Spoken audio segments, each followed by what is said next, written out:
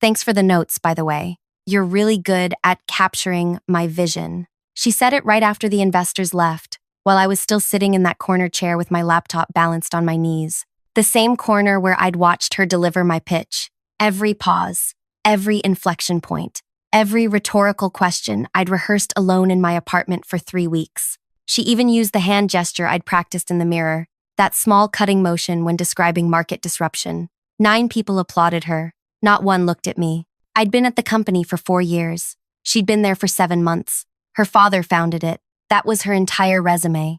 I'd spent 6 months developing the concept after hours, testing it with industry contacts I'd built over a decade, refining the model through late-night calls with former colleagues who trusted me. I made the mistake of sharing it with her when she asked to collaborate. She'd seemed genuinely interested, asked thoughtful questions, took careful notes. I thought I'd found an ally. I thought being helpful would matter. 2 weeks later, she scheduled the investor meeting. She didn't tell me it was about my concept until the day before, when she asked me to sit in and take notes for reference. I should have known then, but I convinced myself she'd credit me, that she'd bring me in as co-lead. I told myself powerful people don't succeed by stealing. Her father sat in that meeting too. He smiled at her the whole time. I'd never seen him smile at anyone like that. The company had been struggling for 2 years. Everyone knew it. This pitch was supposed to save us. She positioned herself as the savior. After the meeting, I heard 2 investors talking in the hallway about how impressive it was that someone her age could develop such a sophisticated framework. One of them said her father must be very proud. I went home that night and didn't sleep. I kept replaying her wink, the casual cruelty of it, the certainty that I couldn't do anything. What was I going to do? Tell her father his daughter was a fraud? Tell the investors? With what proof? She'd been in every meeting where I'd discussed the concept. She had notes. She could claim collaboration, say I was bitter, say I was jealous of her position. Who would believe the mid-level employee over the founder's daughter? I decided to do nothing. I would keep my head down, keep my job, swallow it. Then she called me into her office 3 days later. Before I tell you what happened next, I just want to say thank you for listening to my story. It's still hard to talk about, even now. Let me know in the comments where you're listening from. It helps to know I'm not alone in this. My name is Andrea. I'm 32, and until last year, I defined myself by my work. I'm the person who brings a notebook to dinner parties, because ideas don't wait for convenient moments. I'm the one who stays up reading industry reports while my friends are out. I once missed my cousin's wedding because I was finishing a prototype. I'm not proud of that part. I grew up with a single mom who worked 3 jobs. We moved 7 times before I finished high school. When I got my first stable job, I swore I'd never feel that kind of uncertainty again. Maybe that's why I work so hard. Maybe that's why what happened hurt so much. The investors want to move forward, she said, leaning back in her chair. They're putting in serious money. I need you on the execution team. I must have looked confused because she laughed, a light tinkling sound that suddenly felt like fingernails on my skin. Don't worry, you'll get credit for implementation, but I'll be leading it, obviously. That's when I understood. She didn't just steal the idea. She didn't know how to execute it. The concept required managing relationships with 5 specific industry gatekeepers I'd spent years cultivating. It required understanding regulatory frameworks I'd studied extensively. It required technical knowledge she didn't have and couldn't fake. She needed me, desperately. I sat there, feeling something shift inside me. The hurt was still there, but now there was something else. Something clearer, colder. Obviously, I repeated, my voice neutral. Great, she clapped her hands together. I knew I could count on you. First meeting tomorrow at 9. I need you to prepare a breakdown of the initial action steps. I nodded, stood up, and walked to the door. Andrea, she called after me. I turned. This is going to be huge for the company, for all of us. She smiled. My father is already talking about promotions if we pull this off. All of us? I asked. Her smile never wavered. That night, I called my oldest friend, Jenna. We'd met in college, back when I thought business was about merit. She just took it? Jenna asked. The whole concept? Every bit, I said, staring at my apartment ceiling, right down to my hand gestures. You have to quit. I can't. I just signed a lease I can barely afford. The job market's terrible. And honestly, where would I go that this couldn't happen again? Report her to HR? I laughed. the sound hollow even to my own ears. Her father owns the company, Jen. Then confront her directly, tell her, and be labeled difficult? The bitter employee who can't work with the boss's daughter? That's career suicide. So what? You just let her win? I was quiet for a long moment. No, I finally said. I just don't think winning means what she thinks it does. What does that mean? I sat up, suddenly energized. She doesn't understand the concept. Not really. She memorized my pitch, but she doesn't get how it works. So she can't implement it without me. And the investors are expecting results. I'm not following. She needs me to make her look good. But what if I just let her look exactly as knowledgeable as she actually is? You're going to sabotage her? No, I said firmly. That would hurt the company, and there are people there who don't deserve that. I'm going to do my job perfectly. I'm going to answer every question she asks me correctly and completely. I'm just not going to save her when she inevitably reveals that she doesn't understand what she's doing. That's kind of brilliant. It's honest, I said.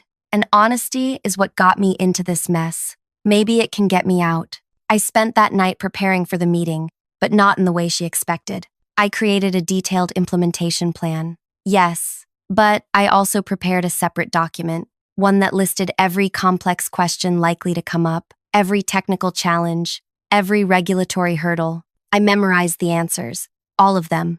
The next morning, I walked into the conference room 5 minutes early. She was already there, scrolling through her phone. Her father sat beside her, reviewing printouts of my implementation plan. 7 other people filled the room, department heads, key developers, and her father's right-hand man, Thomas, who had been with the company since the beginning. Let's get started, she said when the clock hit 9.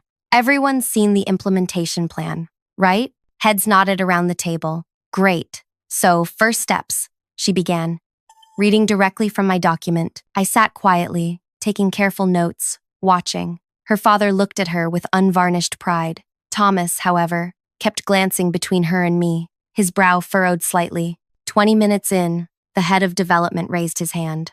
Yes, Eric? She said, pointing to him with a manicured finger. I'm concerned about the API integration with the legacy systems. The documentation suggests significant compatibility issues. She blinked. Once, twice. The integration would need to be carefully managed, of course. But how? Eric pressed. The legacy system uses proprietary protocols. How would you bridge that gap? Her eyes flicked to me for a split second. I looked down at my notebook, wrote nothing, and waited. The silence stretched for 5 seconds. 10. Well, she finally said, we'll need to develop a custom interface layer. Using what framework? Eric asked. Another silence. Longer this time. Her father shifted in his chair. I could have saved her. I knew exactly what to say. A custom translation layer using REST APIs with specialized wrappers for the legacy system's proprietary calls. I'd already mapped it out, identified the challenges, drafted potential solutions. One sentence from me would have ended the awkward silence. Instead, I watched her falter. We'll determine the best framework during the technical assessment phase, she finally said, her voice tight. Eric frowned. But that assessment would need to happen before we commit to the timeline you've proposed. These integration challenges could add months to the development cycle. Her father was watching her now, his earlier pride giving way to something less certain. Andrea, he said suddenly, you've been looking at the technical requirements. What's your assessment of the integration challenges? All eyes turned to me, including hers, wide with relief and something else. Warning, maybe. The legacy system uses proprietary protocols, as Eric mentioned, I said, my voice steady. We'd need to develop a custom translation layer using REST APIs with specialized wrappers to handle the proprietary calls. I've drafted some potential approaches. I pulled a document from my folder and passed copies around the table. This outlines 3 options, with different trade-offs in terms of development time, maintenance, complexity, and performance overhead. Her father took the document, scanned the first page, and nodded slowly. This is detailed work, he said. I like to be thorough, I replied. He looked at his daughter. Olivia, had you reviewed these options? She recovered quickly.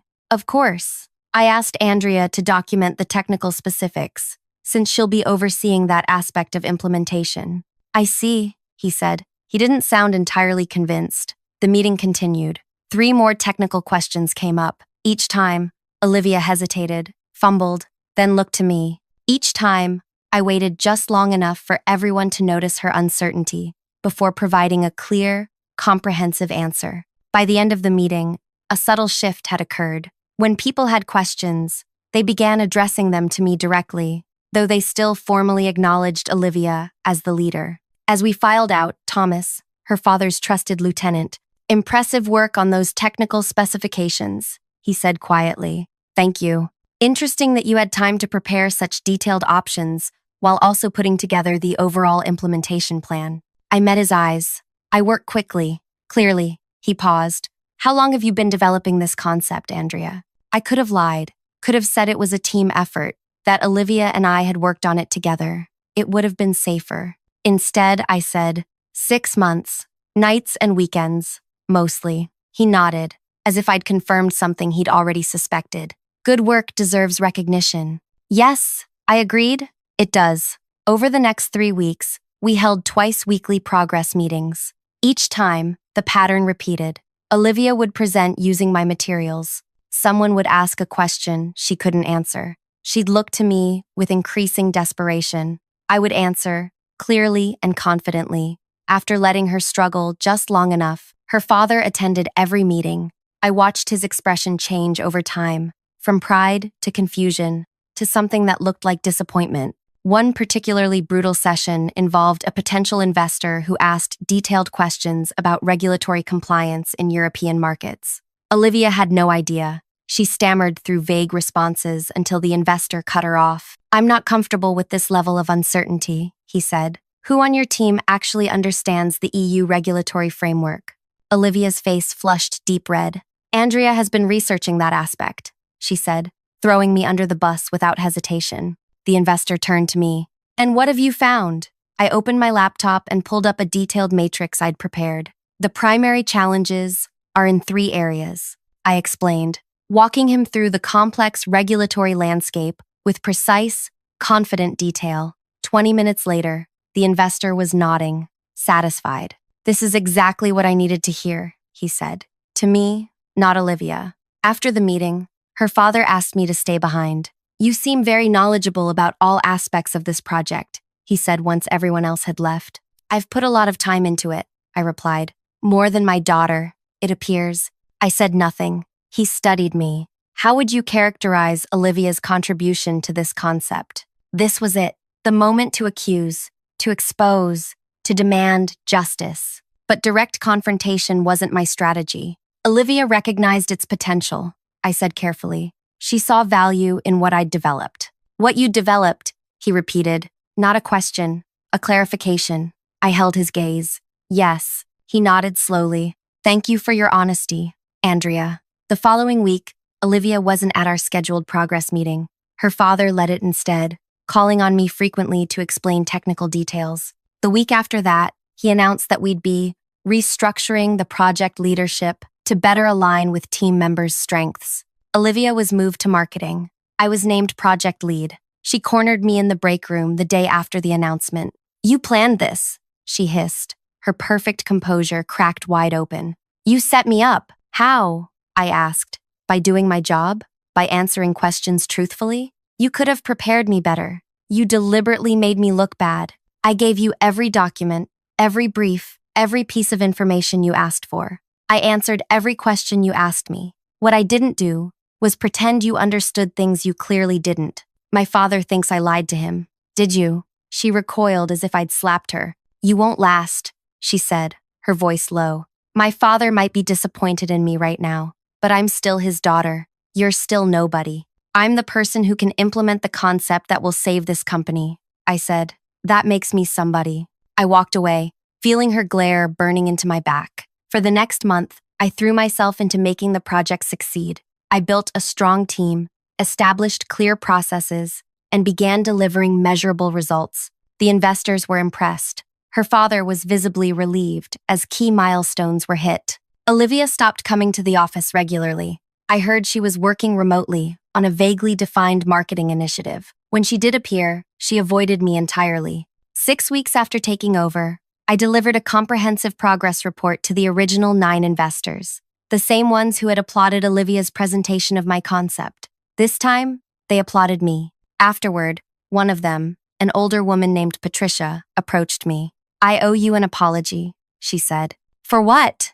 I should have asked more questions during that first presentation. Something didn't feel right, but I didn't want to create awkwardness. I've been in rooms where women's ideas aren't taken seriously, and I didn't want to undermine another woman.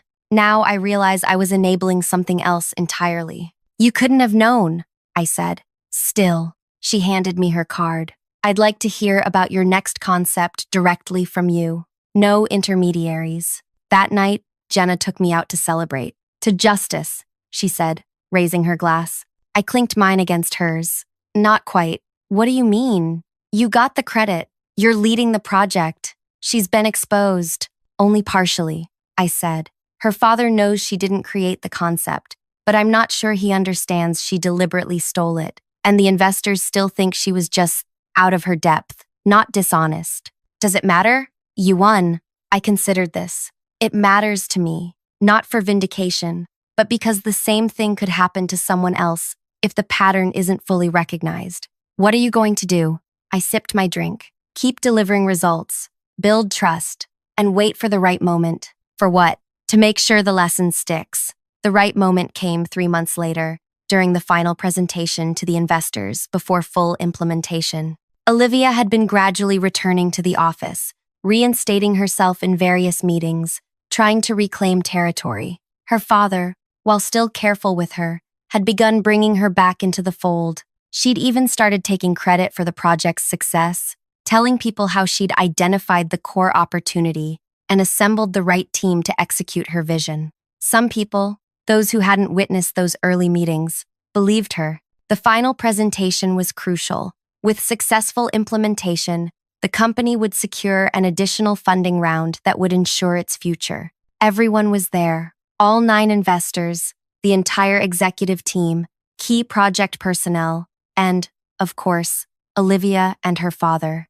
I delivered a comprehensive overview of what we'd accomplished, the challenges we'd overcome, and the path forward. People were impressed, engaged, asking thoughtful questions that I answered with confidence. Then, as the presentation concluded, Olivia's father stood up. "I want to thank everyone who contributed to this project's success," he said, "particularly Andrea, whose leadership has been exemplary." He paused, then added, "And I'd like to acknowledge my daughter, Olivia, who first brought this opportunity to our attention." I felt a flicker of the old anger, but kept my expression neutral. "In fact," he continued, "Olivia has prepared some remarks on the journey from concept to implementation." He gestured to Olivia, who rose with practiced grace, and took his place at the head of the table. "Thank you, Daddy," she said, her voice honeyed. She launched into a narrative about how she'd identified a market gap and conceptualized a solution, taking full credit for the original insight.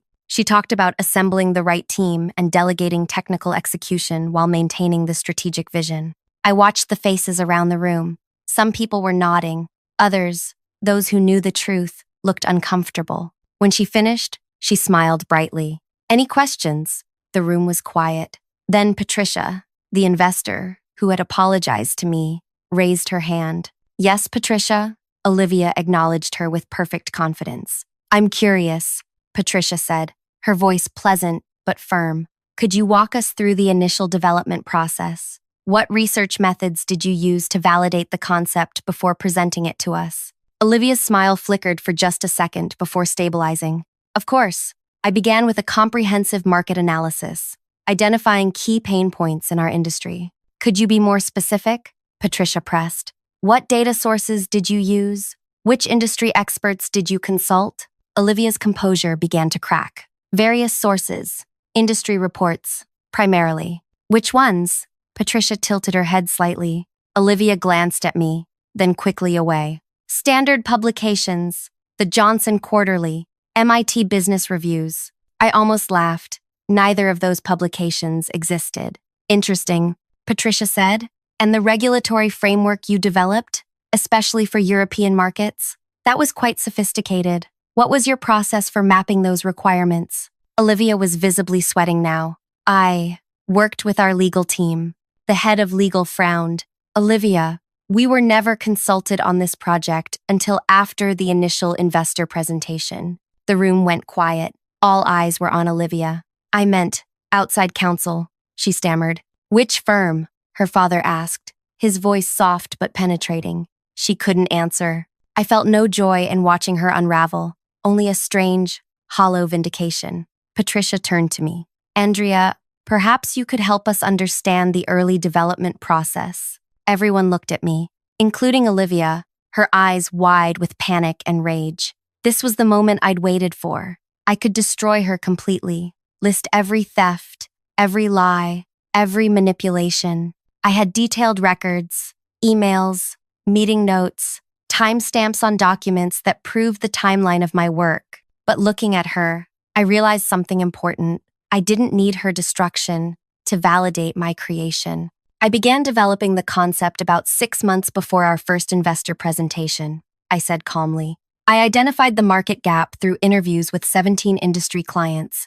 I tested potential solutions with a network of former colleagues who specialize in different aspects of the problem. I studied the European regulatory framework through direct consultation with compliance officers at 3 companies who'd recently navigated similar challenges. I opened my laptop and pulled up a folder. I've maintained detailed documentation of the development process, I continued, including early drafts, research notes, and correspondence with subject matter experts. I'd be happy to share it with anyone who's interested in understanding how we arrived at our current approach. Patricia nodded. I'd appreciate that. Olivia's father stood up slowly. I think we need to take a short break, he said, his voice tight with controlled emotion. 10 minutes, everyone. As people filed out, he looked at me. Andrea, please stay. Then to his daughter. You too, Olivia. When everyone else had left, he closed the door and turned to face us. Explain, he said to Olivia.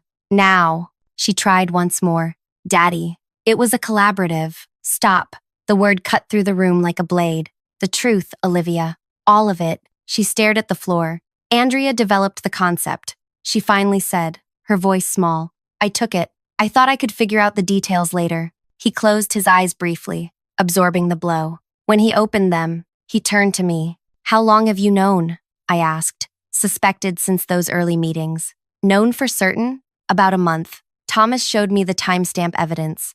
I've been waiting to see if my daughter would come clean on her own. He looked at Olivia. She didn't. I'm sorry, she whispered. It's not me you should apologize to, he said. She turned to me, tears streaming now. I'm sorry, Andrea. I nodded once, acknowledging but not absolving. Her father sighed deeply. Andrea, would you give us a moment, please? Tell everyone we'll reconvene in 15 minutes. I left them there, father and daughter, with the wreckage of trust between them. When the meeting resumed, Olivia wasn't present. Her father addressed the room. I owe everyone an apology, he said, particularly Andrea. There has been a significant misattribution of credit for this project. The concept was developed entirely by Andrea, and the successful implementation has been due to her leadership. My daughter presented Andrea's work as her own in our initial meeting. This was wrong, and it will be corrected. He turned to me. Andrea, please continue with the presentation. This is your moment. I stood up, aware of all eyes on me. Thank you, sir. But before I continue, I want to emphasize that while the concept was mine, its successful implementation has been a true team effort. Everyone in this room has contributed to making it work. I saw respect dawn in his eyes and in others around the room. The rest of the meeting went smoothly.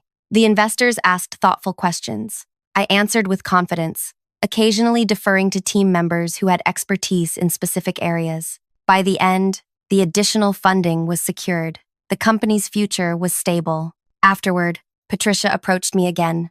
That was gracious, she said. What you did in there? What do you mean? You could have twisted the knife. You didn't. I shrugged. What would that accomplish? Most people would want revenge. I wanted recognition. I corrected her, and I got it. Well, you've certainly made an impression. If you ever decide to move on from here, call me. My firm is always looking for people with both intelligence and integrity. She left, and Thomas took her place. That was well handled, he said. Thank you for showing him the evidence, I replied. I wondered who had. He nodded. Justice matters, even when it's uncomfortable, especially then. 1. Olivia didn't return to the office that day, or the next. When she finally reappeared a week later, she was subdued. Her father announced a restructuring. She would be taking a development role in a subsidiary company across the country, an opportunity to build her skills from the ground up. Before she left, she stopped by my office. We hadn't spoken since that day. I wanted to say goodbye, she said, hovering in the doorway. Good luck in Seattle, I replied. I never thought it would go this far, she said. I just wanted my father to be proud of me.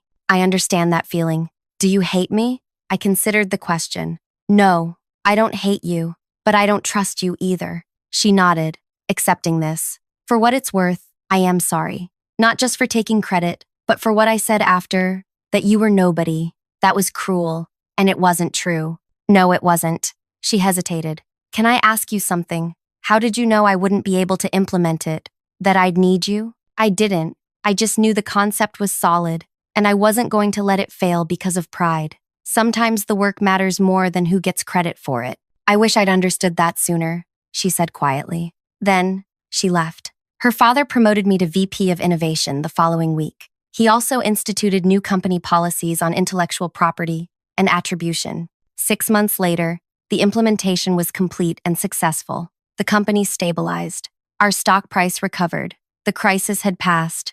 Olivia and I still exchange occasional professional emails. She's working her way up in the Seattle office, more slowly this time, but with what seems like genuine effort. Her father visits her monthly. They're rebuilding their relationship, I hear, though things between them will never be quite the same. As for me, I lead a team of 12 now. I make sure every one of them receives credit for their contributions. I've become known for spotting and nurturing talent, especially in people who might otherwise be overlooked. Sometimes I think about that afternoon, watching her deliver my pitch with such confidence, the anger I felt, the powerlessness, but those feelings don't have much hold on me anymore. I learned something important through all of this. Your work speaks for itself, eventually. You just have to give it the chance to be heard. If you've stayed with me through this whole story, thank you for listening. I hope it helps someone who might be facing something similar. Tell me in the comments what you would have done in my place. Would you have handled it differently? And if you want to hear more stories like this one, you know what to do. Sometimes sharing our experiences is the most powerful way to change them.